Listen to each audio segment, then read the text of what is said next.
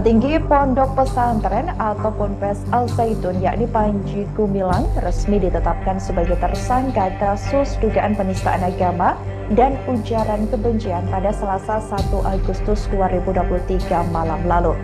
Penyidik juga telah mengantongi 4 alat bukti yang cukup untuk menyeret Panji Gumilang ke penjara. Atas penetapan tersangka terhadap Panji Gumilang, ia terancam hukuman 10 tahun penjara. Diketahui saudara, keempat alat bukti tersebut yakni alat bukti elektronik, keterangan saksi maupun keterangan ahli dan surat.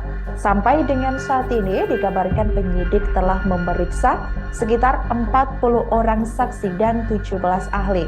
Pernyataan itu disampaikan oleh Dirtipidum Barreskrim Polri, yakni Brigjen Juhandani Raharjo saat konferensi pers di Barreskrim Polri Selasa 1 Agustus. Disampaikan Juhandani, hasil dalam proses gelar perkara semua menyatakan sepakat untuk menetapkan Panji Gumilang sebagai tersangka.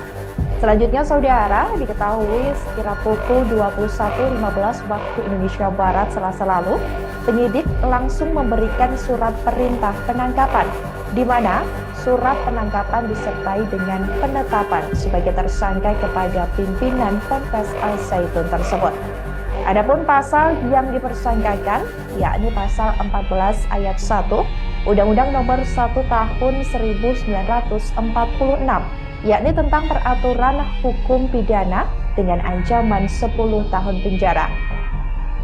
Kemudian diketahui saudara, Panji Gumilang juga disangkakan pasal 45A ayat 2 junto pasal 28 ayat 2 Undang-Undang Nomor 19 Tahun 2016 tentang perubahan dan Undang-Undang Nomor 11 Tahun 2008 yakni tentang informasi dan transaksi elektronik dengan ancaman 6 tahun dan pasal 15 dan pasal 156A KUHP dengan ancaman 5 tahun.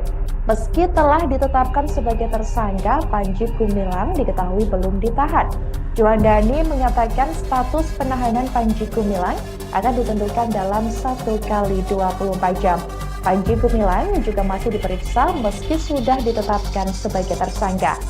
Selain itu, saudara, Juhandani pun meminta publik untuk bersabar menunggu terkait hasil pemeriksaan lebih lanjut atas tersangka Panji Gumilang.